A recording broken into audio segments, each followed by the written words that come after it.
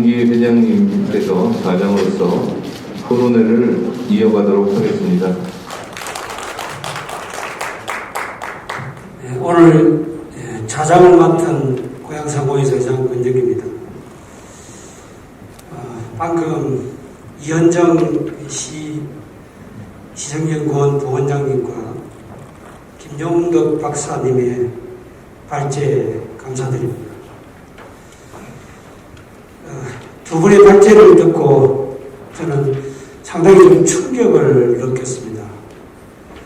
저도 이렇게 잘 모르고 있지만 우리 고양시가 앞으로 나가는 데 있어서 균형 발전보다는 어떤 큰 사업 위주로 이루어지고 있고 또 그런 한계가 굉장히 심각하다는 걸 제가 느꼈습니다. 특히 이제 테크노밸리 사업이 판교 테크노밸리의 그 전 과정을 좀 연구하고 우리도 그런 것을 많이 벤치마킹을 해서 우리 고양시에 심어야 된다는 생각이 많이 들었습니다. 이런 부분에 큰 아쉬움을 제가 느꼈고요. 오늘 김용덕 박사님 발표해지는 첨부 자료처럼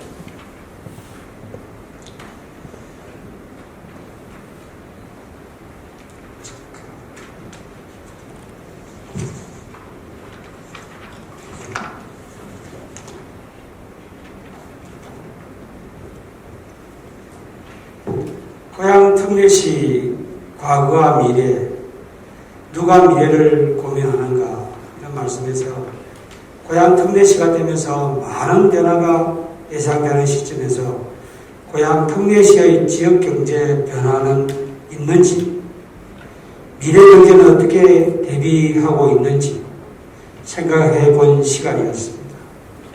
한국 경제는 고령화와 인구 절벽 등으로 활기가 떨어지고 노동력 부족, 기술 격차, 청년 일자리 등 다양한 문제에 직면하고 있으나 특례시 지정에 따른 지역 경제에 대한 기대가 커지고 있는 상황이다. 하지만 고양시 지역 내 총생산은 지속적으로 증가 추이를 보고 있으나 다른 도시에 비교했을 때 여전히 낮은 수준이며 이러한 지역 총생산에서 부동산업의 비중이 높게 나타나기 때문에 향후 개발이 완료되면 기여율이 줄어들면서 지역 총생산이 많이 감소할 것으로 예상된다고 말씀 주셨습니다. 또한 경제활동 인구 및 참가율도 지속적으로 증가하고 있으나 실업자 규모가 증가하고 증가폭도 큰 것으로 확인할 수 있었습니다. 이 외에도 고양시 내 기업이 여전히 도소매, 숙박, 음식업 위주이며 창업 생태계도 저조한 상황이다. 따라서 이러한 환경 변화와 상황에 따라 크게 세 가지 기본 방향, 즉 첫째, 기술 생산성 향상과 더불어 고부가가치 서비스업의 활성화, 둘째, 인적 자원 최대 활동을 위한 창업 생태계 조성, 셋째, 수출 확대를 통한 내수와의 균형 경제 마련 등으로 발제 내용을 요약할 수 있을 듯합니다.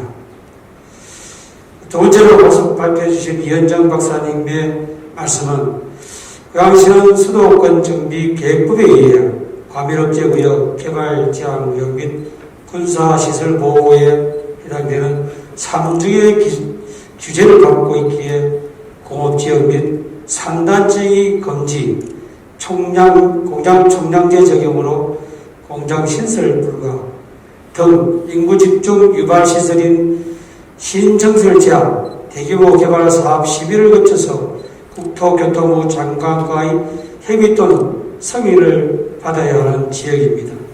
성남시의 경우 역시 우리와 유사하나 판교는 테크노밸리를 구축해 적극적인 도시 첨단 단지로 지정, 노력과 함께 샌드박스 규제 등을 통한 신산업 육성 성장 및 기업 유치에 노력하며 제3의 판교는 도시 첨단 산업지 지정이 되었기에 해당 사례를 벤치마킹하여 기업과 즉 민간 주도의 규제 샌드박스 제도를 이용한 4차 산업혁명 기술이 접목된 신산업 육성 및 대학, 연구, 기술, 문화, 출판 등 특수목적에 맞는 기업, 산업에 집중한 특수목적 단지 지정에 노력하고 필요가 있다고 말씀 주셨습니다.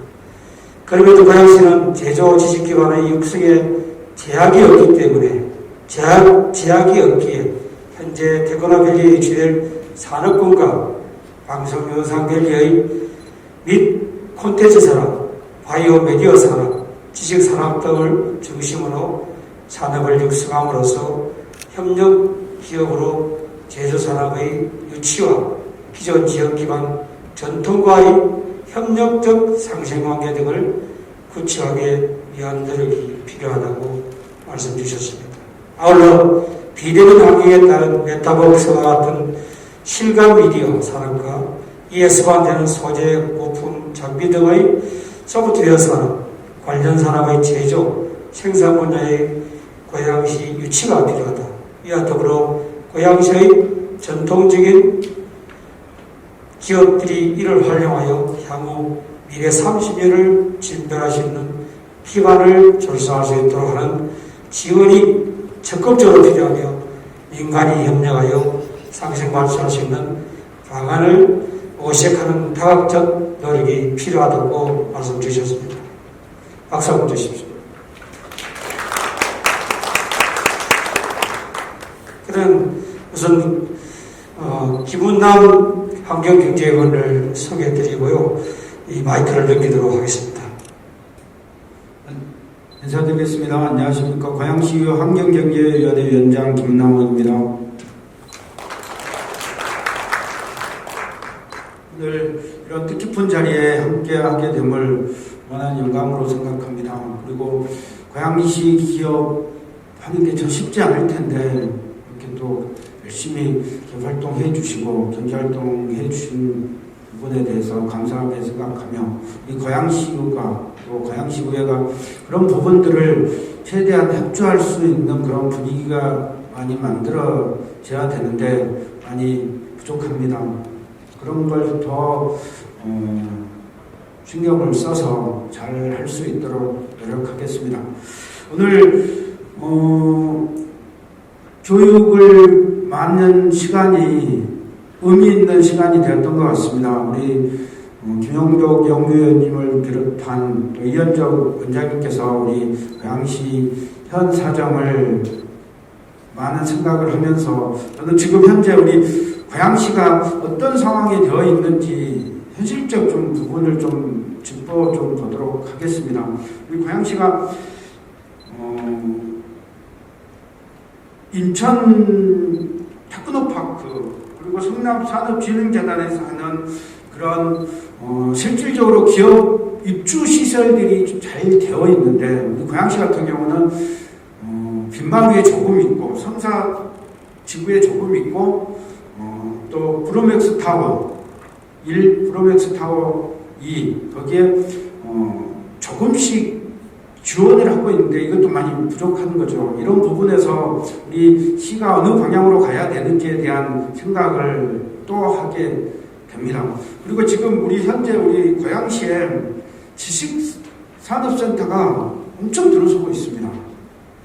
이게 무슨 말이냐면 지금 현재 삼성 테크노밸리가 면적으로는 18만 평방미터가 들어오는데 이런 시설들이 현재 16개가, 아니 11개가 지금 입주를 시작했습니다. 건설이 끝났고 또 그 외에 지금 12개가 또 지금 계속 지어지고 있습니다. 위치는 다 많이 알고 계시겠지만 덕은동, 향도 이 지역에 우리 삼성 테크노밸리 같은 그런 지식산업센터가 어마어마하게 들어오고 있습니다. 왜 이런 말씀을 제가 드리냐면 사실은 우리 고양시의 그 이현정 부원장님께서 말씀하셨듯이 공장 부지 이런 부분이 쉽지 않다 보니까 부동산 화랑기를 타고 해서 또 지식산업센터를 짓고 들어가게 되면 분양을 받는 데서 세금 혜택도 되고 그러기 때문에 분양이 잘 된다는 의미에서 지금 이렇게 어마어마하게 짓고 있습니다. 우리 예를 들면 삼성 테크노밸리가 들어서면 건물이 건폐율이 60%에 용적률이 380입니다. 이 총 면적으로 따지면 120만 평방미터인데 이 지금 우리 테크노 지식산업센터만 150 평방미터입니다. 더 넘는다는 거죠. 현재. 그러면 이제 우리 고양시는 작은 기업들이 경쟁에서 되고 또 한편으로는 부동산 경기가 좀 이렇게 다운이 되면 그 안에 기업들이 또 못 채우는 그런 사태가 됐는데 지금 현재 23개 지식산업센터 다 분양이 다 완료된 상태입니다. 그러면 여기에는 기업하신 분들이 다 분양을 받았냐? 그렇지만도 않습니다. 투자로 하는 경우도 지금 많이 있거든요.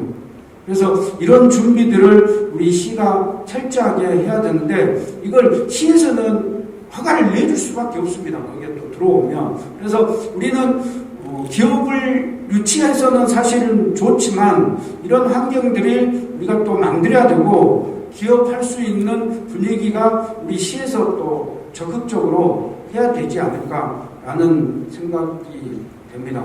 그래서 우리 시가 기업하기 좋은 고양시라고 말을 하면서 기업을 유치하는데 실질적으로는 우리 많이 부족하죠. 특히 교통 문제 그리고 서울에 인접성은 있다고 하지만 실질적으로 성남, 수원, 용인 그쪽은 밑에 지역으로 갈 수 있는 교통 기반이 되어 있기 때문에 들어올 수 있는 그런데 그래도 서울의 근접성을 갖고 있다는 그런 모습에서 우리 고양시가 조금 더 제대로 준비하고 기업할 수 있는 분위기는 많이 만들어야 되지 않겠느냐라고 생각이 듭니다. 그런 것들을 우리 의회에서도 철저하게 생각하고 잘 챙기도록 하겠습니다. 오늘 함께해 주신 모두께 감사하고 성공회의소 회장님 비롯한 모든 분들께 감사의 인사를 드립니다. 예, 수고 많으셨습니다. 김은남 위원장님께서는 인천 테크노밸리를 예를 들었습니다. 근데 저희가 충분한 교통이라든지 이런 문제, 지금 지식산업센터가 23곳이 지어지고 있다. 근데 거기에는 부동산 경기로 투자자가 많고 또 아파트형 공장도 있지만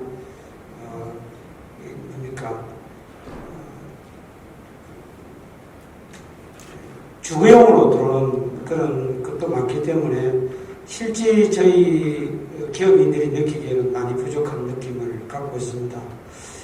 그리고 앞으로 교통 문제나 건전 문제 이런 것들에 대해서 또 우리 김은남 위원장께서 많이 신경 써주시라고 믿고요.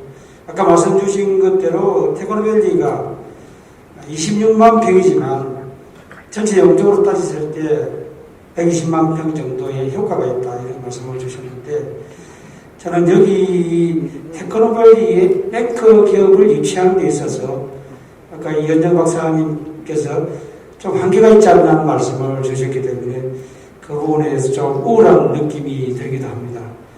테크노밸리가 잘 분양되고 우수 기업들이 들어왔을 때 우리가 테크노밸리의 어떤 장점을 누릴 수가 있는데 거기까지 가는데 우리 시나 우리 민관이 다 협력해서 이 일을 열어야 된다고 생각합니다. 다음으로 이제 구성자 대표님께 발언을 넘기겠습니다. 네, 고양상무회의소 부회장 구성자입니다. 저는 우리 일산에 많은 테크노밸리가 있는데 또 일산 테크노밸리가 또 착공이 되잖아요. 이렇게 할 때 대개가 청년 창업을 많이 생각하시는 것 같아요. 비중을 거기다 많이 두는 것 같은데 제가 청년 창업들이 과연 몇 프로나 성공을 할까 그걸 생각하면서 이제 뭐 싱가포르 같은 경우는 이제 한 5년 거치 저리로 1% 정도 되는 이자로 이렇게 하게 하고 나중에 실패를 해도 이렇게 반원하지 않아도 되는 이제 그런 많은 기회를 준다고 그래요. 근데 저는 청년들이 처음에 이렇게 뭐 지원은 많이 해주지만 실패할 확률이 제가 볼 때는 한 90%는 되는 것 같아요. 90%가 됐을 때 이 좋은 대학 나오고 정말 엘리트들이지만 한참 성장해야 할 그 패기만만한 그런 청년들이 실패로 인해서 자기 삶을 포기하고 이런 모습들을 많이 봤습니다. 그래서 제가 외국에 제 직업상 나가보면은 정말 엘리트들이 후진국에 가서 진짜 노숙자처럼 이렇게 비참하게 사는 분들을 많이 봤는데요. 거기에서 다행히 또 뭐 공부를 다시 시작했다든지 그런 분도 봤습니다. 그래서 저는 청년 창업을 예를 들어서 기존 부모님들이 하던 사업을 창업을 하게 되면은 가업승계도 물론 하지만 와서 1년 안에 아마 창업하겠다고 그래요. 부모님 하는 사업을 내가 따로 해보겠다 이렇게 했을 때 전혀 지원이 없습니다. 가업승계나 이런 부분에는 저는 지원이 없기 때문에 이 부분은 좀 어떻게 방법이 없을까 이렇게 생각해 보고요. 그리고 이제 기존 우리 기업들에 대해서 이렇게 좀 활성화시켜 줄 수 있는 가끔씩은 구조 요청이 있을 때 시에서도 좀 많이 도와주셨으면 좋겠어요. 코로나로 인해서 가장 어려울 때 예를 들어서 휴재가 왜 이렇게 많은지 예를 들어서 천막 이렇게 물론 가설건축물 뭐 이런 것도 또 할 수도 있겠죠. 그렇지만 규제와 또 세금, 벌금 이런 게 너무 많은 것 같아요. 그래서 기업하기가 참 안 좋다 이제 이렇게 생각하고요.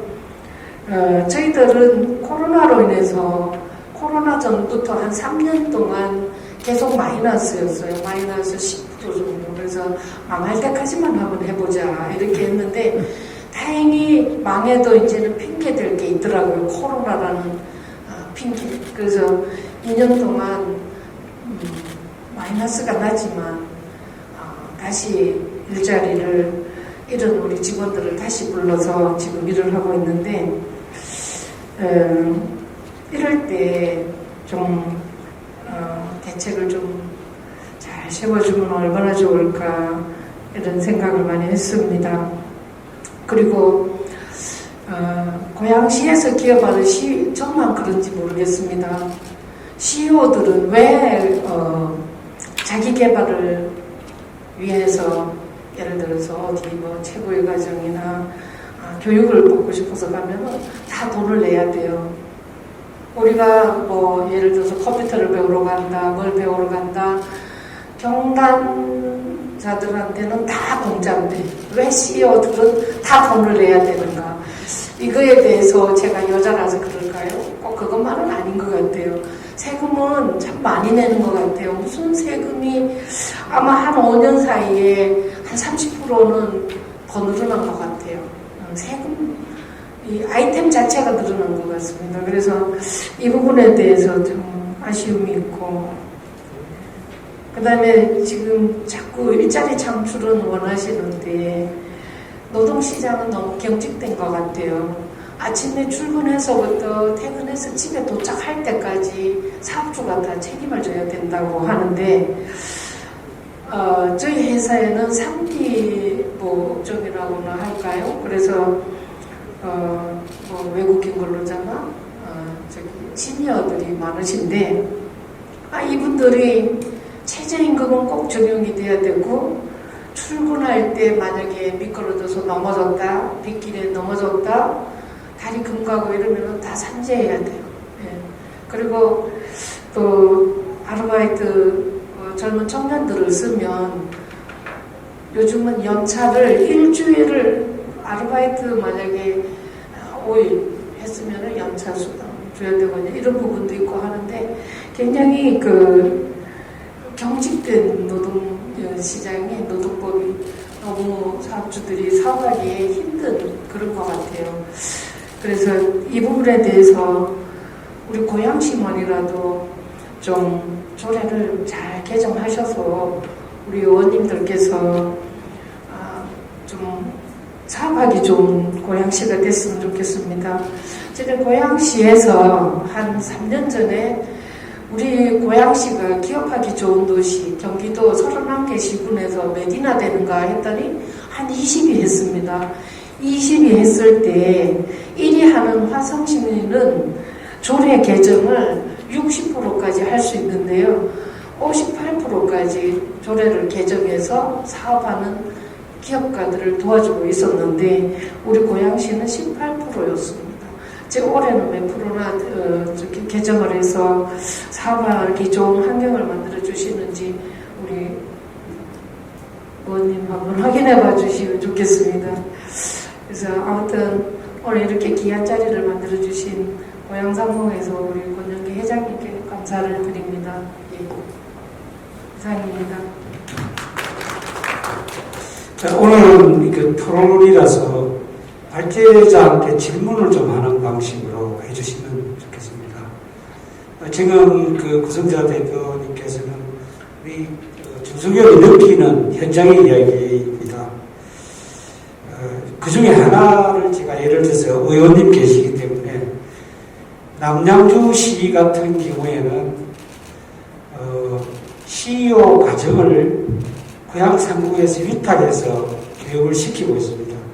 1년에 1억씩, 2억씩 줘서, 그래서 고양시합 기업을 하고 있는 분들을 모시고 산업의 변화라든지 기업의 환경 변화 이런 것들에 대해서 지원을 해주고 있는데 우리 고양시는 지원 제도가 오늘 한 이거 외에는 지원이 없습니다. 네, 원장님 한번 좀 부탁드리겠습니다. 그리고 연정 부회장님 우리 그 현장의 목소리에 대해서 한 말씀 좀 주시죠. 마이크가 없습니다. 예, 말씀 감사히 잘 들었습니다. 근데 지금 이제 권영기 회장님께서 말씀 주신 그 부분에 있어서 반드시 필요하다라고 생각하고요. 사실 정책 제안할 때는 이런 부분들을 제안을 하고 있습니다. 그래서 지금 이제 구성자 부회장님께서 CEO들에 대한 교육의 노력에 대해서 말씀을 주셨는데요. 사실 산업이 굉장히 말씀드린 것처럼 빠르게 변화하고 있고 신기술, 이런 개념들이 이제 도입되고 있고 아까 창업에 대해서 말씀 주셨지만 요즘 지역화 정신에 대한 그런 새로운 기존에 있던 개념들을 조금 더 이제 부각시키는 이런 기업화 정신에 대한 이런 부분들도 교육이 필요한 부분들이 굉장히 많이 있습니다. 그래서 그런 부분들에 대한 교육 과정이 필요하다라고 저는 보고요. 왜냐하면 사실 이제 신기술, 신교육 이런 것들을 갖고 온 분들과 세대적인 갈등이 있잖아요. 그런 부분들을 사실은 저희가 해결해 나가야지만 앞으로 나아갈 수 있는 거죠. 그리고 고양시가 이제 앞으로 새로운 산업을 구성하기 위해서 반드시 필요한 과정이라고 생각을 해서 저는 이 부분은 어떠한 형태로도 좀 진행을 했으면 좋겠다라는 얘기를 드리고 싶고요. 사실 이거 지금 사공회의소에서도 말씀 주셨지만 이거를 이제 특별한 어떤 장소를 활용할 수도 있지만 그 지역별로 돌아가면서 이 교육을 할 수도 있습니다. 그래서 주민자치회를 통해서도 할 수가 있고요. 아니면 주민자치회가 아닌 사공회의소가 개발해서 행정공 사무소의 행복복지센터에 있는 건물들을 통해서 일주일에 한 번, 이주에 한 번씩 기업인들이 만나서 네트워킹을 할 수 있는 그런 시간들을 가지면서 정보도 공유할 수 있고 교육도 받을 수 있는 그런 시간을 갖는 게 상당히 저는 중요하다라고 생각이 듭니다. 그리고 이제 그 외에도 많은 말씀을 주셨는데요. 규제라든가 세금이라든가 벌금, 그다음에 이런 부분들은 굉장히 많이 저도 동의를 하고 있습니다. 그래서 이런 부분들도 어떻게 하면 사실은 상생해야 된다고 말씀드렸던 것처럼 기업이 고양시에서 차지하는 굉장히 중요한 역할을 많이 하고 있기 때문에 같이 상생 발전할 수 있는 방안들을 좀 고양시 같이 고민해 보도록 하겠습니다. 다음은 정판호 시원님께 마이크를 넘기겠습니다. 네, 정판호 시원입니다. 우리 성 대표님께서 조례도 많이 부족하다 말씀하셨으니까 거기에 맞춰서 답변하겠습니다. 저도 제가 초선 의원입니다. 머리카락이 하여서 재선은 아니고요. 다만 제가 의원이 되기 전에 저도 여러분과 같이 중소기업을 운영했던 사람이에요. 제가 오늘 우리 김몽덕 박사님의 고양시의 현실과 미래 문제, 그다음에 우리 이현juk 부원장님의 각종 규제에 대한 고양시 문제, 이거를 보고 저는 뭐 놀라지도 않았습니다. 왜냐하면 수차례 봐왔던 사람이고, 이 정도 여건이야 수도권에서 거의 다 비슷비슷합니다. 물론 약간 우리 한수 이남 지역은 조금 다르고 이북 지역은 거의 저희하고 한수 이북 지역은 비슷한 사례를 갖고 있죠. 수도권 과밀구역, 개발지역구역, 분서구역 다 있습니다. 그런데 왜 그러면 지금까지 이렇게 자족도시로서 기능을 다 갖추지 못하고 열악한 점은 충분히 인정하지만 조금씩 나아지는 모습을 보일 수 없었느냐에 대한 고민은 반드시 의원도 해야 되고 우리 정치하는 사람들 해야 된다고 저는 생각합니다. 저는 기본적으로 여러 가지 봤을 때 저는 우리 고양시 현재 시장님하고 집행부를 봤을 때 저는 현 시장님을 비판한 게 아닙니다. 우리 집행부가 굉장히 보수적인 사고를 갖고 있습니다. 즉 도전하려는 모습이 보이지가 않아요. 이건 뭘 말하냐면 어차피 수도권은 우리는 세계의 큰 덩어리, 거기에 또 공장 총량들이 다 묶여있기 때문에 일단 폐쇄의식이 먼저 있습니다. 그래서 뭘 그린벨트 하나 풀어서 뭘 하자 그러면 공적 요건이 안 되면 못한다. 못한다는 게 먼저 나옵니다. 저는 그래서 이러한 문제가 어디에 있냐고 봤더니 직제 개편에 문제가 있습니다. 굉장히 우리가 직제 개편이 제가 수없이 얘기했던 것이 뭐냐면 그거로 인해서 일본 이재주 시장이 시정연수원의 박사님도 늘렸고 그 다음에 고향 산업진흥원도 더 확대해야 된다. 즉 이 연구를 하고 집행할 기관들에서 실행 부서가 싱크탱크가 안 되면 아무것도 안 된다. 그래서 기획조정실을 강화해라. 세 가지가 제가 주장했던 겁니다. 지금 제가 환경경제에 있습니다만은 일자리 창출 비용으로 쓴 돈이 140억에서 170억 정도 씁니다. 일자리 안 늘어납니다. 늘어날 수가 없습니다. 그럼 그걸 뭐 했느냐? 코로나19로 지금 현재 당장 직장을 잃은 사람들, 당장 가계가 소득이 없어서 어려운 사람들에게 당장 그냥 줄 수는 없으니까 공공일자리 5천 만들어가지고 줬습니다. 그러다 보니까 어떻습니까? 시간이 지나니까 사람은 많은데 일정 기간이 되면 다른 것도 해야 되는데 그걸 채울 수가 없으니까 버스 앞에서 우리가 펴가지고 공개했죠. 캠페인하고 했죠. 우리가 지금 이런 실정입니다. 그래서 저는 냉철하게 봤으면 좋겠습니다. 저는 고양시가 가야 할 방향은 이미 있다고 봅니다. 지금 테크노밸리 이제 분양을 하는데 저는 분양은 잘 될 거라고 봅니다. 입주 희망업체 리스트를 봐왔기 때문에. 그러나 이 테크노밸리가 판교나 다른 지역에 비해서 그러면 성장 동력을 갖고 갈 수 있느냐, 이 점에 대해서는 저는 회의적입니다. 왜냐하면 지금 우리 수도권에 테크노밸리가 엄청나게 많이 생기고 있습니다. 각 지자체마다. 지식산업센터도 생기고 있습니다. 저는 이걸 무엇을 쳐야 될지 궁금합니다. 그래서 저는 아까 우리 김용덕 박사님의 굉장히 중요한 이었습니다. 모든 게 비관적이었는데 딱 한마디가 있었습니다. 선택과 집중입니다. 저는 고양시가 우리의 주력사업으로 선택과 집중을 단 한 번을 해봤냐, 여기에 대해서는 저는 회의적입니다. 다만 희망을 갖는 건 있습니다. 지금 시의원들이나 이런 분들이 이런 문제를 직시하고 있다는 겁니다. 저는 그래서 희망이 있다고 봅니다. 그 이유는 뭐였냐면 지난 3년간 시정연수원의 연구자료를 가장 우리 의원들이 많이 부탁을 했습니다. 그만큼 공부를 하면서 문제점을 파악하려고 노력했다는 점에 대해서는 저희 시의원들을 제가 평가합니다. 다만 우리가 지금 가야 할 길은 이 규제가 강한 지역에서 과연 헤쳐나갈 길은 무엇인가? 저는 아까 우리 이원정 부회장님 말씀대로 특수목적 단지, 썬더버스 규제 대상 이걸 가야 됩니다. 그러면 지금 각 수도권에 있는 경기도를 위시하여 심지어는 전라도, 부산 인근까지도 다 테크노밸리를 하겠다는데 왜 다 다른 나라에 하겠다는 지식센터는 왜 이렇게 많이 해야 되는 거냐? 저는 하는 걸 반대하는 거 아닙니다. 그러면 뭘 중점으로 갈 거냐? 저는 고양시는 아무도 하지 않는 문화예술 플랫폼 사업을 저는 빨리 성점해야 한다고 생각합니다. 지금 여러분이 아시다시피 BTS 하나로 얼마나 많은 사람이 먹을 살 수 있다고 다 할 수 있지 않습니까? 우리가 이런 남들이 하지 않는 플랫폼 사업, 우리가 방송과 다 연결할 수 있는 플랫폼 예술의 사업을 가지고 와야 됩니다. 근데 그것은 말한 사람이 한 명도 없습니다. 제가 최근에 SM 엔터테인먼트 만나가지고 1년 반 동안 유치하고 있는데 가장 어려운 점이 뭐냐? 그린벨트를 풀 수가 없어요.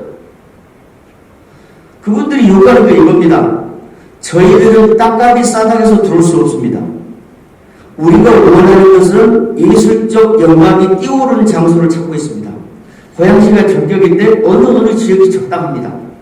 이렇게 말하고 있는 거예요. 그 사람은 1000만원짜리 땅을 600만원을 줄게 오시오는 의미가 없다는 겁니다. 우리는 이게 놀라운 사실을 알아야 돼요. 근데 우리는 항상 뭐라 그러냐면 저렴한 토지를 제공했으니까 와라. 무슨 인센티브를 줬으니까 와라. 이거는 기업에게 그렇게 달콤한 얘기가 아닙니다. 저희들이 조례로 법이 있어 먼저 차감할 수 있습니다. 근데 상위법이 위반입니다. 이런 문제를 지시해야 되기 때문에 우리가 무엇을 타켓으로 갈 것이냐 선택과 집중이 중요하다. 그래서 우리는 어차피 산업단지라고 할 수 없습니다.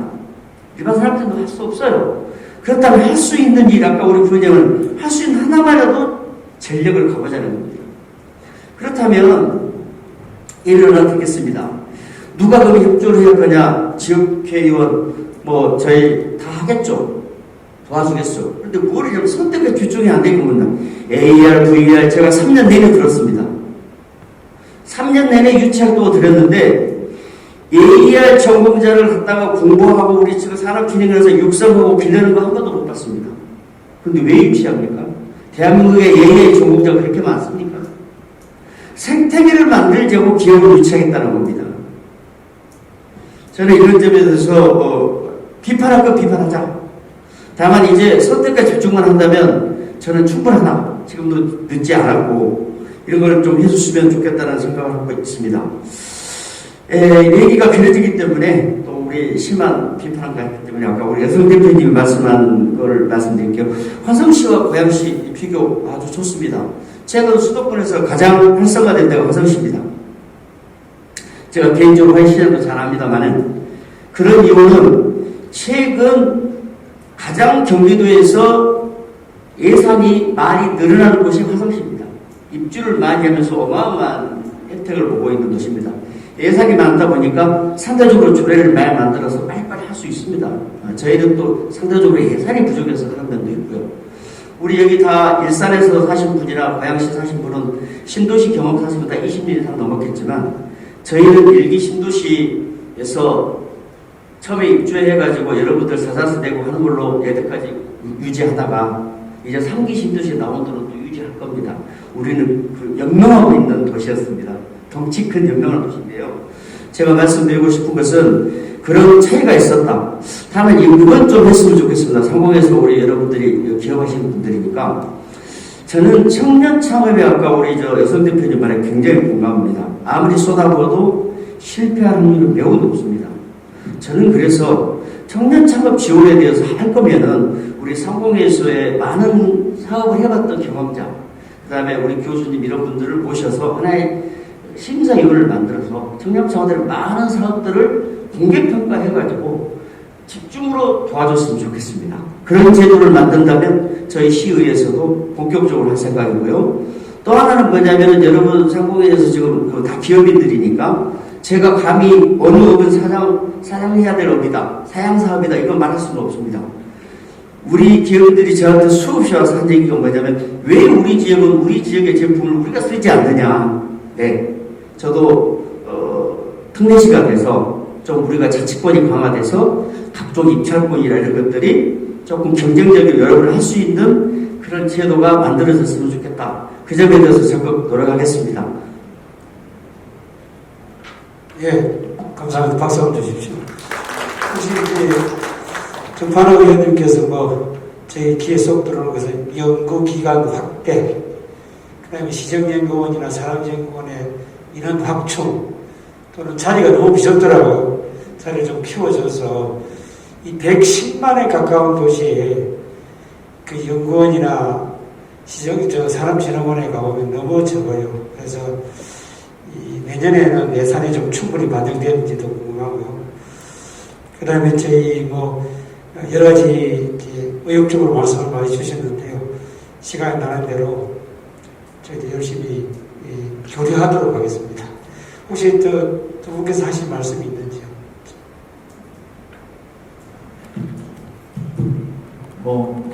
한 가지 의원님께 말씀을 좀 드리면 실제로 기술보증기금이나 지원기관에서도 이 고민을 많이 하고 있었습니다.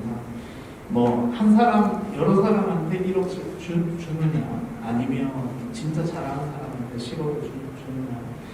그래서 사실 이제 분석을 해봐도 실제로 이제 한쪽에 몰아주는 게 사실상 좀 효과가 있다.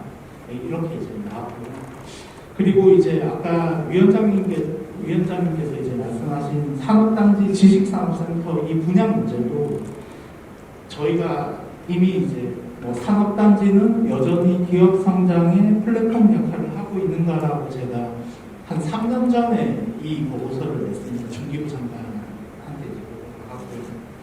그래서 그때도 똑같은 문제로 이제 발생했어요. 결국 산업단지에 들어오는 기업인들이 들어오는 게 아니라 실제로 그냥 투자를 하려고 들어왔다가 이제 땅값이 오르면 팔고 나가는 경우가 많다 이거죠. 그래서 그런 것을 좀 선별하기 위한 어떤 장치가 필요하다 저도 생각을 하고 있습니다. 예. 그 부분에서는 지금 시에서도 기업하시는 분들이 분양을 받으면 세제 혜택이 되는데 투자를 위한 그런 목적에서는 세제 혜택이 안 됩니다. 그래서 그런 부분들을 좀 할 수 있도록 시에서도 철저하게 관리 감독을 하고 있고요. 그 다음에 거기서 책임지는 그 시행사도 그런 부분을 좀 많이 신경을 쓰고 있어요. 이게 잘못되면 이게 사실은 나중에 10년 뒤에는 이게 사회 문제가 되겠다라는 생각에서 사실은 우리 고양시가 이 지식산업센터에 대해서 정말 크게 지켜봐야 된다. 그리고 지금 23개지만 계속 또 들어온다는 게 또 문제거든요. 그러니까 우리는 기업하기 유치가 되니까 좋은 면이 있을 것 같지만 또 이게 나중에는 사회 문제가 되면 어떡할까라는 문제는 충분히 고민을 해볼 필요가 있을 것 같습니다. 다음은 신원정 교수님께 마이크를 넘기겠습니다. 네, 안녕하세요. 중부대학교의 신현정입니다. 일단은 대학 교수가 여기 왔나 이런 생각을 하시는 분들도 계실 것 같은데요. 제가 교수이면서도 실제로 이런 기업하시는 분들과 오랜 유대뿐만 아니라 제가 대학에 있으면서 많은 상품들을 이렇게 개발을 해서 실제로 수출이라든지 이런 거를 기업의 애로사항들을 지원해주는 그런 파트장을 했었기 때문에 아마 여러분들에 대한 이해가 그렇게 부족하지는 않으리라고 생각이 됩니다. 첫 번째 이현정 부원장님의 발표를 들으면서 이 고양이라는 도시가 이제 제조업이 힘드니까 고부가 가치의 콘텐츠 산업이 이제 필요하다 그러면서 얘기를 하셨는데 예를 들자 그럼 이 콘텐츠 산업을 키우고 싶다고 해서 여기 계신 분들이 갑자기 무슨 콘텐츠에 대한 능력이 생기거나 아니면 거기에 대한 해안이 생기거나 그러는 게 아니거든요. 그런데 아까 이제 선택과 집중이라는 얘기를 의원님께서 하시면서 외부의 그런 그 플랫폼 사업이라든지 문화 사업을 하시는 그런 큰 기업들을 유치를 해와야 된다. 그런 얘기를 하셨는데, 저는 이제 유치하는 것은 이 부분은 이제 유치하기가 쉬운데 실제로 그들이 무엇을 보고 여기 올 것이냐에 대해서는 다 회의적이셨잖아요. 그렇죠? 그래서 저는 이제 무엇보다도 오고 싶게 만드는 이 테크노밸리를 만들어 놓는 게 중요한 게 아니라 판교 테크노밸리와 차별화되는 문화가 형성이 돼 있어야 된다고 생각을 합니다. 근데 그 문화가 어떤 문화라고 생각을 하냐면, 그러니까 예를 들면 이런 겁니다. 여러분들 다 아시겠지만 옥스퍼드 대학원이나 와세다 대학원이나 와튼스쿨의 이제 대학원에서는 CEO들이 대학원을 가면 그냥 지금처럼 저희 CEO 과정에서 수업을 듣는 것처럼 듣고 아 좋았다, 영감 얻는 것으로 끝, 이러면 졸업을 못해요. 졸업의 기준이 뭐냐면 최소한 이 과정에 와서 내가 어떤 콜라보를 해가지고 이 콜라보로 어떤 결과물을 내서 어떠한 성과를 냈다라는 것까지가 이루어져야 돼요. 그러니까 A라는 회사와 B라는 회사가 이 대학원에서 만나가지고 둘이 협업을 해서 어떠한 결과물들을 내는 실제로 액티브 러닝이라고 하죠. 그러니까 그런 액티브 러닝의 문화가 우리 기업인들한테 약간 좀 부족하지 않나라는 이제 그런 생각이 들어요. 그러니까 예를 들면 제가 책을 하나 냈어요. 실제 사례인데 악마의 연애술이라는 책을 기획해서 냈습니다. 옛날에는 연애를 누가 배워서 하는 사람이 없어요. 당연하게 그냥 유전 DNA로 하는 거지 누가 연애를 배워서 합니까? 근데 저희는 예측을 한 거예요. 미국이나 일본을 보면서 젊은 아이들이 연애라는 것 자체를 두려워하고 결혼을 두려워하고 이제는 서로 만남 자체도 무서워서 책으로 공부하는 시대가 올 것이다. 그래서 이제 이런 책을 만들어내면서 이 책을 어떻게 홍보 마케팅을 했냐면 롯데그룹에서 처음으로 이제 그 주류 사업을 시작한다. 처음처럼을 만들고 또 이런 와인을 만들고 화요 이런 술을 만들고 한다는 이제 제가 소식을 접해가지고 지인을 통해서 제가 출판하고자 하는 기획하고자 하는 이런 책하고 그 다음에 이 주류하고를 묶어서 그 강남에 유명한 큰 그러니까 지하 세계죠. 지하 언니들이 있는 그런 세계에 마케팅을 했습니다. 근데 이게 정말 놀라워가지고요. 그 지하 언니들이 제가 그 당시 고대에서 애들 가르치고 있었는데 연락이 막 제가 저자가 아니거든요. 연애술의 저자가 아닌데 그 악마의 연애술이 일본 호스티스의 인간관계론에 관한 얘기인데 처음 오는 사람의 마음을 사로잡고 이렇게 하는 어떤 그런 책이었어요. 근데 여하튼 그 책하고 그 와인하고를 같이 콜라보를 해갖고 팔았는데 그 와인도 대박이 나고 여러분들 다 아시는 화요라는 술도 사실은 굉장히 고급 소주로 자기매김을 하고 그것뿐이 아니고 또 제가 이제 샐러드 기념일이라는 책을 냈는데 그것도 초유의 이제 베스트셀러가 돼서 악마의 연애술 같은 경우는 한 50만 부가 팔렸습니다. 근데 이제 샐러드 기념일 같은 경우에는 전국의 샐러드 바를 다 찾았어요. 그래서 샐러드를 파는 곳에다가 신선한 샐러드 그림이 그려진 시집을 얹어서 이제 같이 이렇게 마케팅을 한다든지. 제가 얘기하고자 하는 거는 제 사례를 통해서 무엇을 말씀을 드리고 싶냐면 고양시에서 시민대학을 만들어서 시민들한테 평생교육을 시킨대요. 근데 우리 CEO들은 아까 우리 구성자 부회장님 말씀하신 것처럼 배제되어 있어. 왠지 CEO들은 당신들이 돈 내고 비싼 조찬회의 가서 그런 트렌드 강의 듣고 이분들을 위한 그 지원이 그렇게 많지. 오히려 저는 이런 분들이 모여서 이렇게 그 남이 하는 얘기를 듣고 영감을 얻는 것에서 끝나는 게 아니라 그 사례 연구를 체험학습을 통해서 프로젝트를 같이 해보고 콜라보를 해보고 그래서 그 결과물들을 공유하고 그럼으로 인해서 테크노밸리에 자기 임프린트 회사를 하나 만드는 거예요. 예를 들면 내가 우리 회장님이 하시는 그 회사가 뭐죠? 견과류 회사죠. 나는 견과류 회사를 하는데 내 밑에 견과류 회사 하는 애를 관심 있는 애가 또 하나의 회사를 하는 거예요. 그리고 이 애하고 나하고 공유하는 건 뭐냐면 마케팅하고 물류 이것만 공유를 하고 이 아이가 어떻게 개발하고 어떻게 조합하고 있는 것을 프린트를 어떻게 하고 디자인을 어떻게 할까는 이의 몫인 거예요.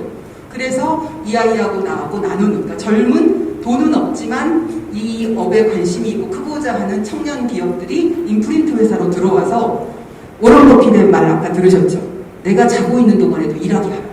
그러니까 CEO 분들은 자고 계신데 우리 저기 권영기 회장님은 주무시고 계셔도 권영기 회장님의 그런 견과류를 만들고 싶은 그런 1인 창업자들이 이렇게 쭉 예를 들자면 채움이라는 회사에 이렇게 인프린트 회사로 있게 되는 그러면서 총괄 도와줄 수 있는 건 도와주고 수익은 쉐어하고 이렇게 함으로써 이 테크노밸리나 이런 곳들이 단순히 그냥 뭐 하나 혜택을 줄게, 세제를 줄여줄게 이렇게 해서 오라고 하면 사실 고양시는 매력이 전혀 없어요. 이 거리상 남쪽으로 물류 보내야 되는데 이 제일 북쪽에 있는 도시에 왜 오고 싶겠어요? 그러니까 오히려 힘들지만 여기 가면 내가 잘 모르지만 기업을 시작하는데 조금 더 편하게 배울 수 있고 그리고 창업에 대한 시도를 계속해서 해볼 수 있고 또 이런 선배들과 멘토링을 받으면서 그냥 멘토단이 와가지고 잠깐 해주고 가는 멘토링은 아무 의미 없어요. 아까 우리 김용덕 선생님 연구원님께서 창업 생태계 활성화를 위해서 인적 자본을 확충해야 된다. 저는 조금 생각이 다릅니다. 인적 자본을 아무리 확충해도 자기 회사가 아니면 제가 봤을 때 공연분에 불과한 거 그냥 이렇게 코멘트하고 자문해 주는 거로 끝나지 누가 움직여야 되냐면 헝그리한 사람, 배고픈 기업인이 움직여야 돼요. 그러니까 기업인이 공부를 하시는데 어떻게 하시냐면 이렇게 실습 위주로 이제 요즘 애들 대학에서 다 그렇게 가르칩니다. 교수가 많이 가르치는 교수는 이제 능력 없는 교수예요. 카리스마 있는 교수는 잘 가르치는 교수가 아니라 애들이 스스로 액티브 러닝이 일어나게 하는 교수로 세상이 바뀌고 있거든요. 그래서 지금 세계에서 가장 잘 나가는 대학이 어떤 대학이냐면 캠퍼스 없어요. 하드웨어 없습니다. 인터넷으로만 하는데 뭐냐면 전 세계가 무대다.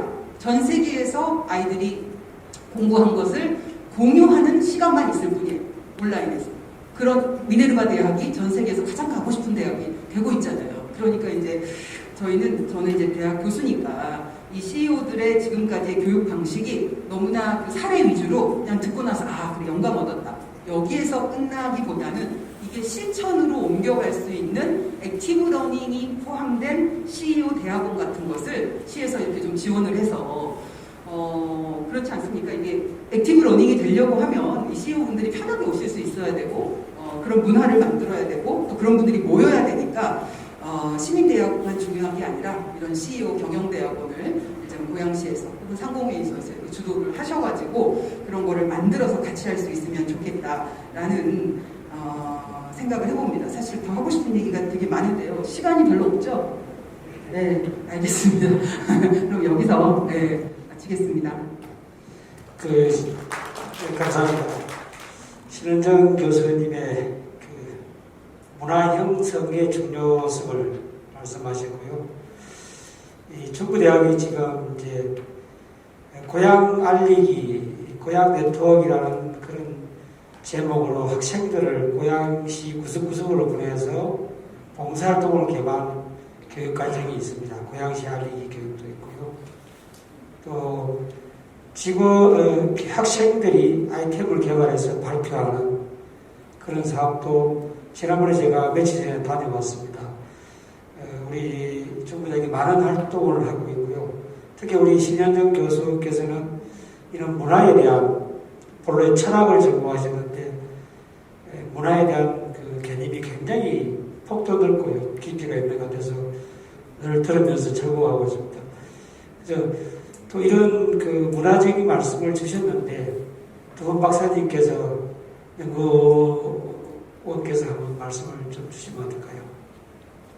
조금 크게 말씀해 주십시오. 신현정 교수님께서 굉장히 좋은 얘기 많이 주신 것 같고요.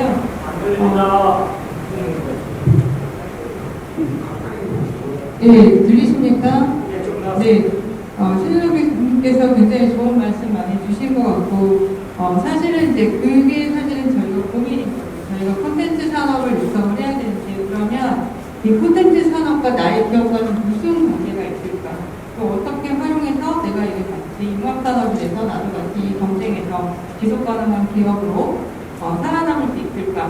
계속 기업 활동을 할 수 있을까? 이것이 굉장히 저희가 고민인데, 지금 신현정 교수님께서 말씀하신 그 문화를 만드는 게 좋은 말씀이시고 중요한 말씀이신 것 같습니다.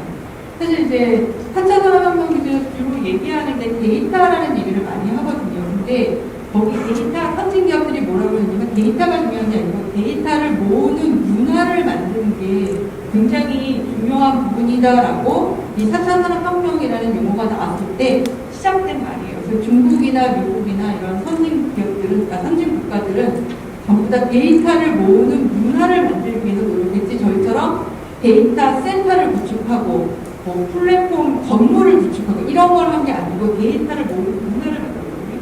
그럼 다시 말하면 콘텐츠가 모이고 문화와 예술이 모이는, 그래서 그 안에서 제조기업과 이런 이제 고부가가치 서비스 기업이 함께 살아나갈 수 있는 그 문화를 우리가 어떻게 형성할 것인가를 고민하는 것이 필요한 것 같아요.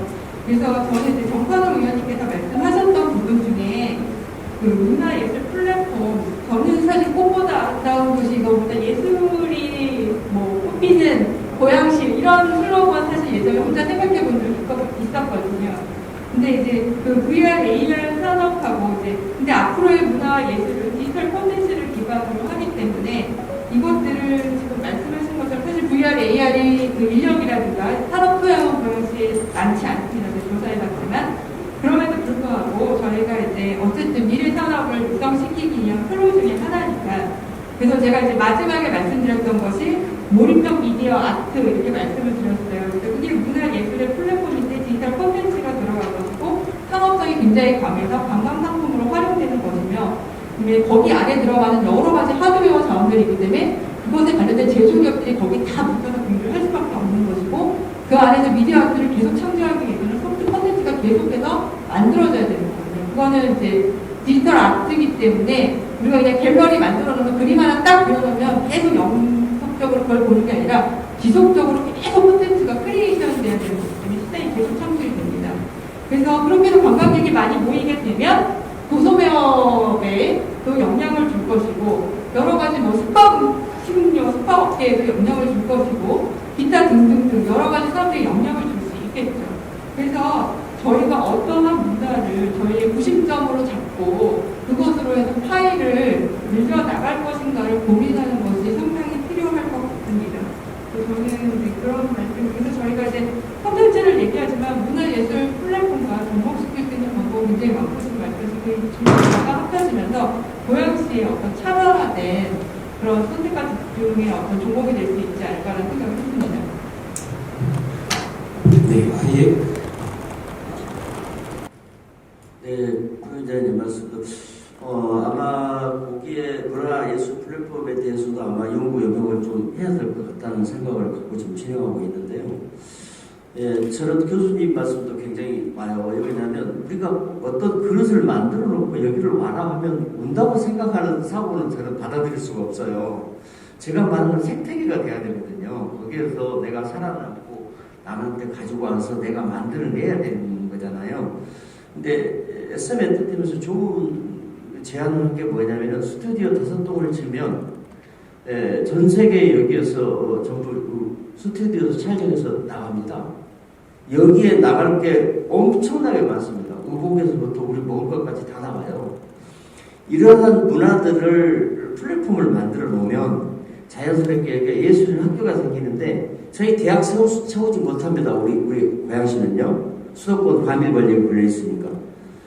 SM에서 주장하는 건 뭐 이제 대학 문교부 자격증 필요 없다는 거예요. 우리 SM에서 만들어놓은 사람이 자격증이 아니야. 남이 인정하든 안 하든 그걸 예술로 평가받겠다는 거거든요. 거기에 F2이고 다 들어가요. 그러니까 저는 이게 맞다고 보는 거예요. 무슨 얘기가 AA, V다 다 마찬가지입니다. 저는 그래서 고양시는 어떤 선택과 집중에 맵을 정해주는 것이지 우리가 갑시다 할 수는 없는 거잖아요. 이 생태계에 완벽하게 돈을 투자하자는 거예요. 저는 그 점에 대해서 그 다음에 아까 우리 여성 CEO 대표님의 말이 맞는 게, 정말 일본식처럼 가업쓰기가 가능한 것도 선별해서 평가해가지고 지원해주자는 거예요. 그거는 너무 어렵지 않다. 저는 그러니까 좀 생각을 과감하게 이제는 벗어나야 된다. 이거를 그렇지 않고는 저희가 다른 지역에 비해서 결코 유리하지가 않다. 저는 그거를 말씀드리는 겁니다. 이현정 박사님의 말씀 잘 들었습니다. 이제 신현정 교수님이나 이현정 교수님의 말씀에서 제가 차이를 좀 느끼거든요. 이런 차이를 해결하는 것은 민관 산학이 협동해야 된다. 우리 고양시에 그래도 대학이 3개나 있습니다. 근데 이런 민관 산학이 협동한다면은 이런 차이를 줄일 수가 있고 아까 선택과 집중을 말씀하셨는데 선택과 집중의 결과를 만들어낼 수 있지 않나 이렇게 생각하면서요. 제가 조금 전에 그 CEO 교육의 시의 거리 말씀을 드렸는데 우리 환경경제위원장님이 파워가 대단하십니다. 고양시에서. 그래서 제가 압박을 좀 가르는 의미에서 마이크를 좀 넘기겠습니다. 네, 감사합니다. 그런 부분은 필요할 것 같습니다. 그런데 지금 현재 우리가 기업 경제인연합회가 또 있고 상공회의소가 이렇게 두 단체가 있잖아요. 이런 단체가 먼저 단합이보다는 이제 합쳐져야 그렇게 되면 우리 시에서도 일하는 게 훨씬 편하겠죠. 그리고 한쪽에 예산 지원을 하면서 함께 하는 그런 부분이 될 거라고 봅니다. 그래서 그런 부분들은 꼭 필요한 아까 CEO 교육 같은 그런 건 아까 저도 오늘 1시에 와서 교육 끝까지 다 들었습니다. 그러면서 아까 그 서울대 연구위원으로 계시는 그 박사님의 교육도 정말 의미 있는 교육이죠. 요즘의 트렌드가 어떤 거구나라는 것을 한번 좀 생각하는 그런 기회가 됐거든요. 그렇기 때문에 이런 예산은 꼭 고민해보고 우리가 함께 할 필요가 있겠다라는 생각을 합니다. 좀 이렇게 할 수 있도록 노력하도록 하겠습니다. 예, 감사합니다. 제가 기획안을 만들어서 빠른 시일 내에 올리겠습니다. 다음은 우리 박인호 대표님한테 마이크를 넘기겠습니다. 네, 감사합니다. 반갑습니다. 모처럼 이런 자리에 참여하게 돼서 무한한 영광으로 생각하고요. 이 자리에서 오늘 발표해 주신 고양시 연구원의 이현정 과장님, 김영덕 연구위원님한테 감사를 드리면서 두 분과 더불어서 이 자리에 참석한 김원남 의원님과 그다음에 이제 진흥원 오창희 원장님하고 동시에 질문을 좀 드리겠습니다. 저도 20년간 고양시에서 농업을 기반으로 한 식품 사업을 약 20년간 하고 왔기 때문에 아까 말씀하신 발표해 주신 고양시의 규제 현황은 누구보다도 많이 알고 잘 알고 있습니다. 근데 정말 반갑게도 여전히 시간이 흔한 지금 일산의 테크노밸리와 비탁하면서 여러 가지의 고양시의 사업이 들어옵니다. 거기에 제3킨텍스 전시관도 들어오게 되고요. 여러 가지 사업이 들어오는데 제가 여기에 아쉬운 것을 수치상으로 잠깐 말씀 좀 드릴까 합니다. 대한민국 최고의 기업 삼성기업이 작년 매출액이 240조가 됩니다. 그 중에서 반도체, 순수 반도체만 약 73조가 됩니다. 그런데 세계 1위입니다. 그러면서도 전 세계 반도체 시장은 과연 얼마가 될까? 540조입니다. 그리고 자동차 산업은 대한민국 현대기업이 약 104조가 될 겁니다. 근데 세계 시장은 약 4,500조에서 5,000조밖에 안 될 겁니다. 근데 그거보다 더 큰 기업군이 있습니다. 식품입니다.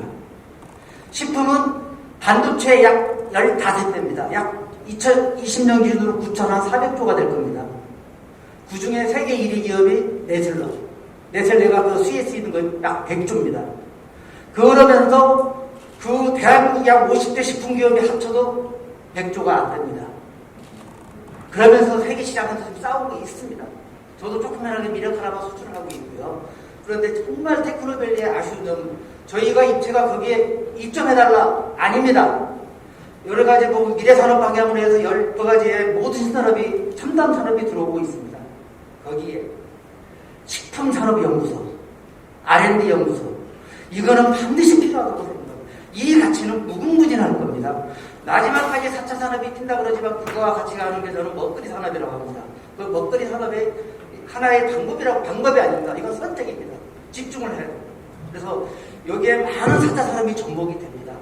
접목이 되지만 여기에 식품 R&D 연구소 및 마케팅 연구소는 반드시 요 두 분 우리 연구위원과 그다음에 우리 김원남 그 위원장님 그리고 우리 진흥 원장님 꼭 이거는 반영을 좀 해달라는 게 첫째 제가 부탁하고 싶은 첫째 아니고요. 두 번째, 고양시에서 청년 일자리 때문에 청년년 그 프로그램이 많이 있습니다. 거기에 그래도 고양시 관내에 기업이 굉장히 많이 있습니다. 크고 작게 여러 가지 다양하게 거기서 같이 최하 3개월에서 6개월 같이 일주일에 2번만 나와도 됩니다. 아니면 한 번만 나와도 됩니다. 현장에서 익히는 걸 같이 익히면서 어떤 청년 프로그램을 개발했을 때 좀 더 실패 확률이 좀 떨어지지 않을까. 그래서 저희들은 지금 AT에서 유통공사에서 6개월짜리 인턴을 받고 있는데 바로 하자마자 지금 큰 업체 세 군데에 전부 다 입사했습니다. 요 짧지만 3개월, 6개월 했던 경험이, 실경험이 자기가 배웠던 거와 접목이 된다는 뜻이죠. 그래서 이왕이면, 여기에 많으신 분들이 왔습니다만은, 고양시 일자리 창출, 저도 창출위원 임원도 합니다만은, 아까 말씀드린 가장 중요한 게 시장 규모에 의해서 식품시장은 9,000조입니다. 아마 올해 지나면 아마 1억조가 될 건가요? 그러니까 9,000조가, 9,400조가 지났으니까 1억조라는 막대한 금액이 유럽과 미국에서 다 나눠먹고 있습니다. 거기서 우리 테크노밸리에 CJ가 됐던 어디가 됐던 식품 R&D 연구소와 마케팅 연구소가 있으면 그리고 우리 앞으로 킨텍스 전시관에 제3 전시관까지 재게 되면 수많은 전시가 열리지만 그래도 식품 관련한 전시회가 가장 많을 겁니다. 거기에 해외바이오, 지금은 못 옵니다만 해외바이오 국내 업체들이 다 왔을 때 거기를 꼭 방문할 수 있겠고 거기서 새로운 어떤 식품 분야를 개발할 수 있게끔을 아마 고양시에 정확히 좀 요청드리고요. 또 하나 미약하나마 지금 이제 4차 산업의 총알을 볼 수 있는 스마트팜에서 끝나는 게 아니라 스마트팜 시티.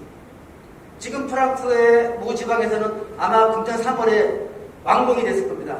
그 건물 500평 안에는 4층 건물로 지었는데 1층 전체에는 농업이 1차 산업에 농업이 들어가 있고요. 2차 산업에 제조 가공이 들어가 있고요. 3차 유통, 관광, 서비스, 문화체험까지 다 들어있습니다. 마지막 그거를 4차 산업인 ICT 개발로 환경 개혁을 해갖고 누구나가 와서 구경하면서 체험을 하고 문화를 즐길 수 있게. 그게 지금 미국, 유럽, 일본에서 준비를 하고 있다고 합니다. 그래서 우리 차별화를 위한 좀 그게 물론 규제상으로 될지 안 될지는 제가 좀 모르겠습니다만은 스마트팜 시대를 5층 정도 규모, 5층 정도만 하면 정말 고양시당으로 한 차별화가 이루어지지 않을까. 그러면서 조심스럽게 이렇게 아마 이 두 분, 저 연구위원님과 김은남 위원장님 그리고 오창희 진흥원장님한테 좀 다음 어떤 반영할 때 이런 것을 좀 감안해달라고 좀 조심스럽게 부탁드리고 싶습니다. 예, 감사합니다. 제가 먼저 할게요.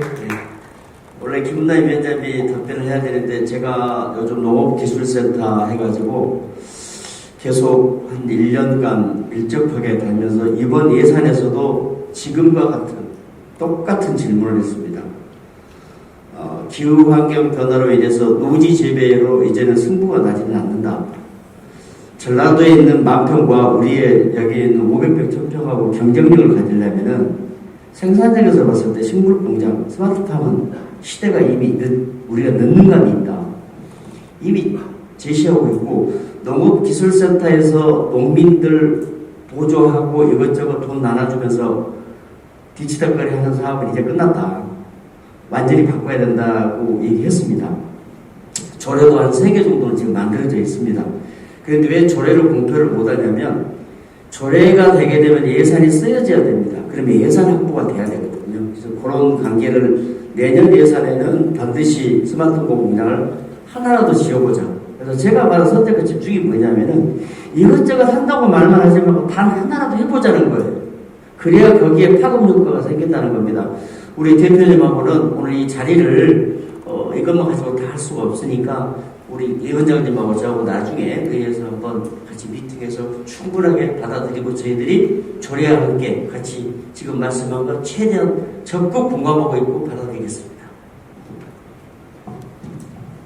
두 분 박사님 하실 말씀, 식품 산업의 중요성에 대해서 한번 말씀. 식품 산업의 중요성은 스마트팜하고 같이 연관시켜서 말씀을 주셨는데요. 사실 이거 마찬가지로 선진국들은 전부 다 이제 이러한 사업들을 지금 하고 있습니다. 고양시는 사실 종농복합 도시로서 그다음에 화훼단지가 있는 도시로서 이런 사업들을 좀 선도적으로 이끌어가면 상당히 우위를 차지할 수 있는 주요한 위치에 있음에도 불구하고 사실 이런 부분에 있어서 그 말씀하신 것처럼 예산 배정이라든가 이런 부분들이 조금 열악한 부분이 있고요. 그리고 사실은 이제 이건 좀 스마트팜 식품 연구소하고 좀 다른 얘기일 수 있지만 스마트 화훼 사업 그 화에 있어서 사실 경쟁력이 지금 많이 떨어지고 있거든요. 왜냐하면 그 경기남부 이기남으로 근데 이런 사업들이 육성되고 있기 때문에. 근데 그런 부분들을 어떻게 저희가 보완해 나갈지에 대한 모색이 필요한데 화해가 사실 식품으로도 뭐 차라든가 그런 식으로 되고 있기 때문에 그런 부분을 좀 연계해서 좀 특화된 사업으로서 상당히 좀 의미가 있을 것 같다는 저는 생각이 듭니다. 그리고 이 사실 식품연구소는 사실 아까 이제 스모밸리에 보시면 국립암데이터센터에서 국가암 데이터 센터도 유치할 계획이지만 신앙암 연구센터도 들어오거든요. 근데 이런 게 이제 사실은 음식하고도 굉장히 많이 연계가 되기 때문에 이런 식품연구소와 같이 들어간다 그러면 제약회사나 이런 것들하고 연계해서 조금 굉장히 좋은 플랫폼을 구축할 수 있지 않을까 생각이 들고요.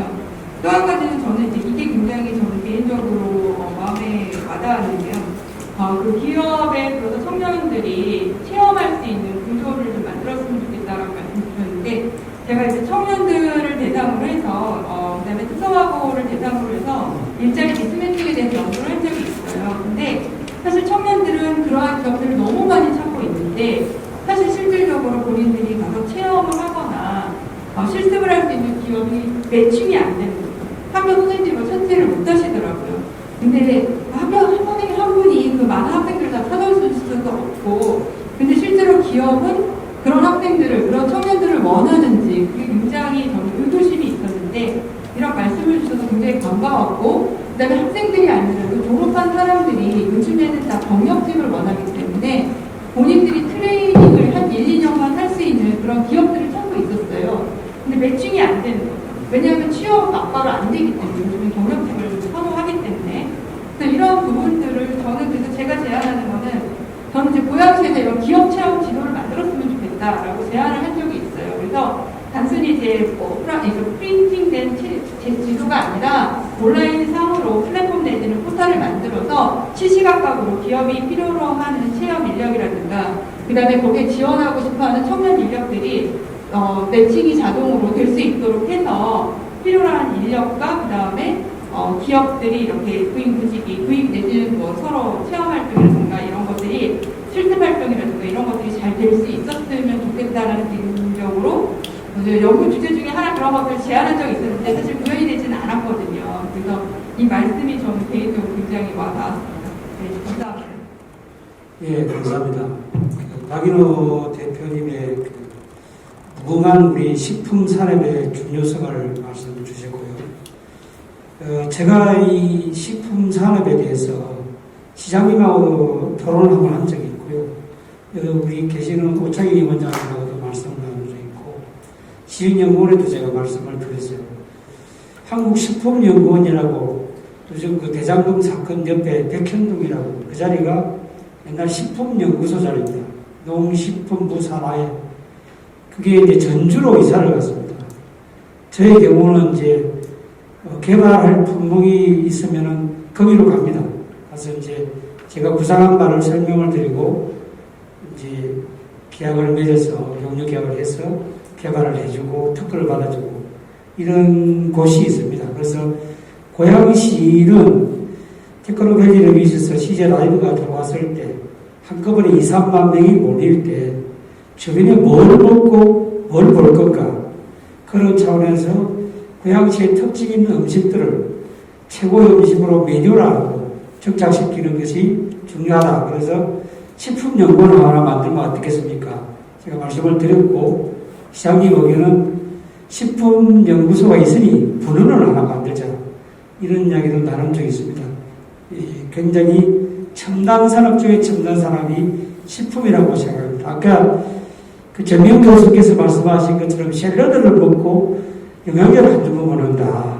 지금 이렇게까지 변하는 식품 산업에 있어서 중요성은 더욱 부각될 거라고 생각하고, 마지막으로 제가 그 산업재료원장님한테 먼저 마이크를 넘겨야 되는데 총평을 듣는 것처럼 또 산업재료원장님의 생각을 조금 다 듣고 하시라고 제가 늦췄습니다. 죄송합니다. 네, 고양산업지원원장 오창입니다. 순서가 너무 늦어가지고 드릴 말씀을 생각하고 있다가 많이 까먹은 것 같습니다. 그래서 짧게 지나간 말씀을 드리고요. 오늘 이렇게 좋은 자리 만들어주신 우리 권영기 고양 상공회 원장님께 특별한 감사드리고 또 바쁘신 중에도 같이 참석해주신 우리 김은남 위원장님, 정건호 의원님 감사드리고 또 여러 토론하는 토론자분들도 감사드립니다. 그리고 우리 어려운 주제를 가지고 발제를 깔끔하게 해주신 두 분 연구원들도 감사의 말씀드립니다. 제가 생각할 때 이 두 분 연구자들의 발제는 고양시가 갖고 있는 고양시 산업진흥에 있어야 기본적인 로드맵이라고 생각합니다. 기본적인 지도라고 생각합니다. 이쪽으로 가면 빠져요. 거긴 낭떠러지 같은 게 있어요. 이렇게 그런 어떤 가이드라인을 제시해 주는 걸로 이해하고, 사실 이 모든 것들의 숙제가 저희들 진흥원이 풀어나가야 될 문제가 아닌가라는 생각이 좀 한편은 가슴이 마음이 무겁고, 또 우리 옆에 계신 부위원장님하고 또 우리 박인호 대표님이 현장에서의 목소리를 내실 때 진흥원이 해야 될 부분이 또 여기에 있구나 라는 생각을 다시 한번 깨우치게 됩니다.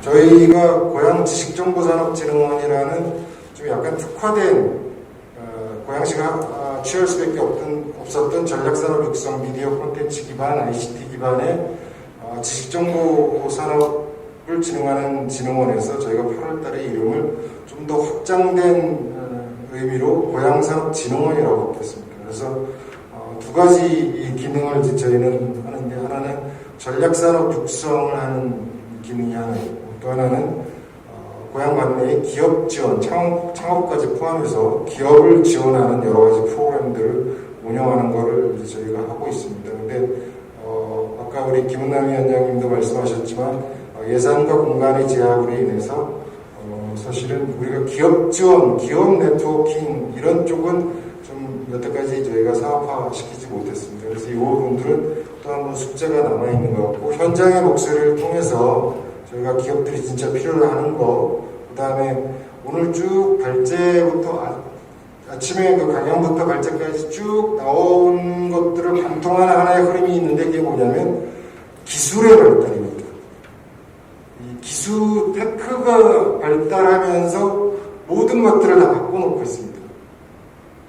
이 와중에 이제 코로나가 전혀 생각지도 못했던 코로나가 확 터지니까 한 10년쯤 뒤에 이제 해볼까 했던 것들을 그냥 막 땡겨가지고 해서 한 10년 정도의 우리가 그 서비스들을 미리 해보는 그런 경험을 지금 하고 있습니다. 그래서 다시 말씀을 드리면 이 기술의 발달을 통해서 나타나는 산업의 변화, 그 다음에 어떤 기업의 전략의 변화, 이런 부분들에 관해서 저희가 좀 더 세밀하게 팔로우하고, 그리고 거기서 어떤 고향이 나가야 될 바에 대한 전략을 좀 마련하고, 또 실질적으로 그 전략을 수행할 수 있는 액션 플랜 같은 것들을 좀 조정하려고 합니다.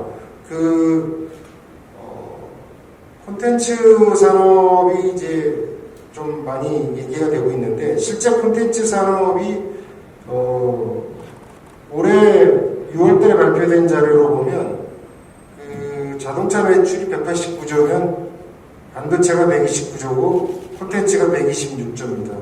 옆에 계신 박인호 대표님이 수치를 말씀하셔서 저도 수치를 말씀드리는데, 콘텐츠가 예전처럼 그렇게 작은 규모의 시장이 아니라 월드와이드하게 글로벌 마켓에 진출하는 산업군으로 지금 되고 있습니다. 그래서 저는 고향에서의 콘텐츠 산업은 첫 번째가 아까 말씀드린 기술 기반, 기술을 통해서 만들어내는 어떤 콘텐츠 융합 분야 쪽에 좀 집중을 해야 되지 않겠나 생각을 하고, 두 번째는 글로벌이라는 키워드를 중심으로 우리가 한번 고민해 봐야 되지 않겠냐, 그런 생각을 합니다. 그래서 그런 글로벌 비즈니스가 고향에서 상대적으로 지금 성공했다고 하는 판교 ICT 콘텐츠 밸리보다, 그쪽 클러스터보다 더 특장점을 가질 수 있는 입지적인 이점도 있고, 아직 글로벌 비즈니스에 관해서 그렇게 이렇게 특화된 특화된 어떤 그 프로그램이나 시설이나 아니면 그런 뭐라고 해야 되나요? 그 지원이나 이런 것들이 좀 없는 것 같아서 이쪽을 좀 더 좀 강화했으면 좋겠다 이런 생각이 듭니다. 그러니까 이런 겁니다. BTS가 전 세계적으로 인기를 끌을 수 있었던 것은 인터넷, 모바일 환경이 없었으면 절대 BTS가 세계 시장에 진출을 못합니다. 비틀즈에 비견할 만한 성공을 가져올 수가 없는 거죠.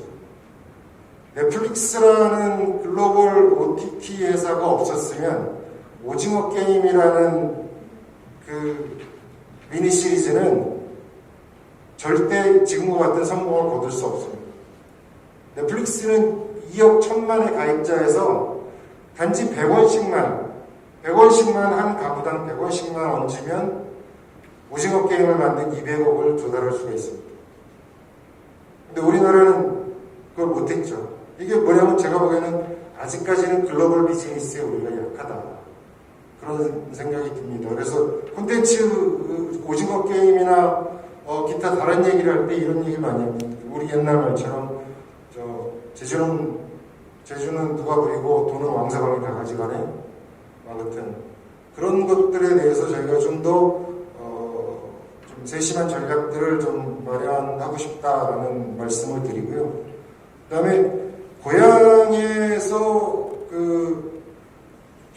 아까 말한 그 메타버스라든지 AR, VR이라든지 고향에서 창업해서 고향에서 성장해서 지금 직원을 한 30명 가량 채용해서 사업을 운영하고 있는 기업이 있습니다. 저희 빈마루에 입주해 있다가 얼마 전에 이제 우리 김내위원장이 말씀하신 원흥에 있는 지식산업센터로 이제 자기가 사업 일종의 공간을 사서 들어간 거죠.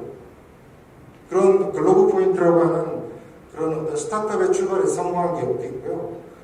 오징어 게임을 만든 제작사는 고향에 있는 제작사입니다. 사이런 픽처스라고 남한산성을 쓰신 김훈 선생님의 따님이 하는 제작사예요.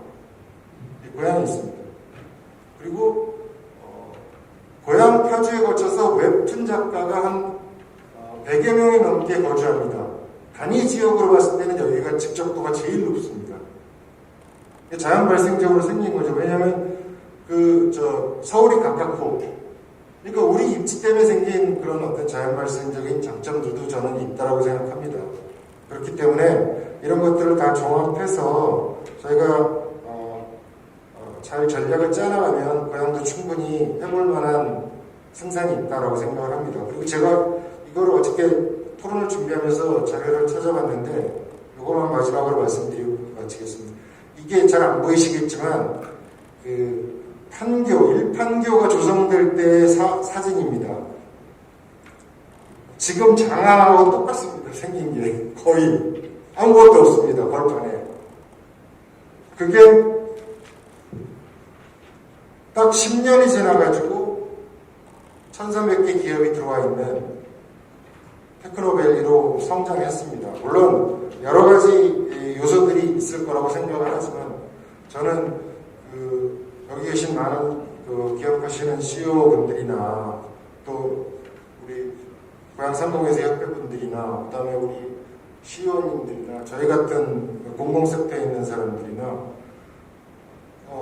이 판교 테크노밸리의 성공을 능가할 수 있는 고향 테크노밸리의 성공을 같이 공유하고 확신하면 충분히 저는 이룰 수 있다고 생각합니다.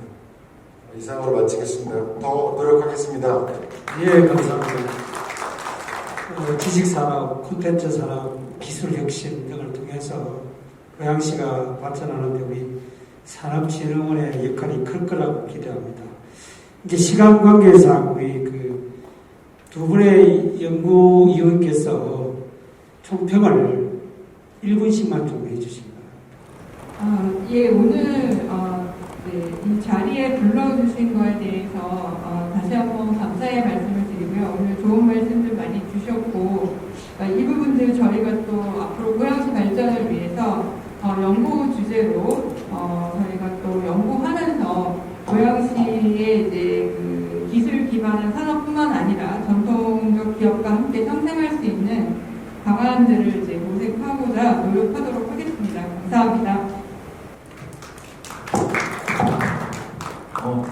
좀 짧게 말씀드리겠습니다. 사실 제가 의원님들께 조금 말씀을 드리고 싶었던 게, 요 마무리하면서 이제 산학연 협력을 해서 좀 경제를 모니터링하고 또 성과 분석을 좀 해서 이것을 좀 더 이제 어드밴스되게 좀 진행하면 좀 좋을 것 같아가지고 좀 제안을 좀 드리겠습니다. 예, 이상입니다. 네, 고맙습니다. 오늘 그 토론에 참여해 주신 신현정 교수님, 정판호 의원님, 김문환 위원장님, 구성자 대표님, 오차이 지라원장님, 그리고 박인호 대표님께 감사의 말씀 드리면서 제가 작게 총평을 하겠습니다. 오늘 이렇게 저희가 시도한 것이 외부에 있는 다른 지역에 있는 교수님들 모시고 하는 것보다 상당히 효과적이었다. 피부로 와닿는 느낌을 많이 가졌고요. 우리 고양시가 이제 이겨나가야 될 거 무엇일까? 아까 말씀드린 규제, 3중, 4중 규제, 이거 다 아는 사실입니다. 어떻게 해나갈 것인가? 그게 저는 이런 생각을 해봅니다. 경기도가 반드시 남북으로 분도가 되어야 된다. 그랬을 때 우리 고양시는 경기 북도의 중심 도시가 됩니다. 이럴 때 우리가 규제를 개혁하거나 규제를 혁신하는 데 있어서 힘을 가질 테고, 또 고양시 또한 앞으로 한 150만까지 인구가 늘어난다고 예상할 때 파주, 김포, 포천 이 경기 북부에 이제 성장 동력이 많이 남아 있습니다. 그렇기 때문에 이런 큰 그림을 좀 그려주셨으면 하는 게 제 생각이고요. 그럼 자석 도시를 추구하기 위해서는 판교 화성을 벤치마킹을 해야 되는데, 우리 시정연구원이나 산업진흥원이나 고양상공회소나 역할을 할 수 있는 경제적인 여건이 안 됩니다. 그래서 시가 과감히 이런 데도 투자를 해야 된다 하는 말씀을 드리고, 전명 교수님께서 10자의 글자를 가지고 설명하셨는데, 오늘 우리가 나눈 이야기하고 굉장히 연결이 되는 부분이 너무 많았습니다. 그래서 오늘 이 시간에 지혜를 얻어가는 시간이 되었으면 하는 바람이고요. 그 다음에 이제 집중과 선택의 문제에서와 또 우리 CEO 과정이 대학이나 우리 상인화에서 매월 열리는 CEO 과정이 꼭 필요하다. 이걸 또 한번 말씀드리고요. 우리가 지금 김용덕 박사님께서 수출이 정체되고 있다. 앞으로 수출이 떨어질 거다. 굉장히 우려를 많이 하고 계실 때, 저는 반대로 이런 말씀을 드리고 싶은 게, 정경련에서 얼마 전에 발표한 것이 7억 만불, 7억 만불인가요? 7천억 불. 그러니까 24년도에 7천억 불을 할 수가 있다고 제시했습니다. 그러면 19년도에 6,450억 불을 달성했거든요. 그럼 우리가 지금 기존 산업으로 가지고는 어렵다. 반도체도 앞으로 어렵다. 그러면 저 문화 육성의 시대를 맞으면은 부가치가 더 높을 거 아닙니까? 그래서 2024년에 7천억 불의 달성도 가능하지 않겠냐. 저는 이렇게 생각하거든요. 그래서 지금 계속 토론한 것 중에서 어떤 혁신과 어떤 집중과 선택을 통해서 우리가 세계 6대에서 세계 4대, 3대로 갈 수 있다는 저는 그런 가짐으로 우리 기업들은 열심히 하고 있습니다. 이상으로 토론을 마치도록 하겠습니다. 예, 오늘 토론회를 함께 해주신 모든 분들께 감사의 인사를 드리겠습니다. 모두 수고하셨습니다.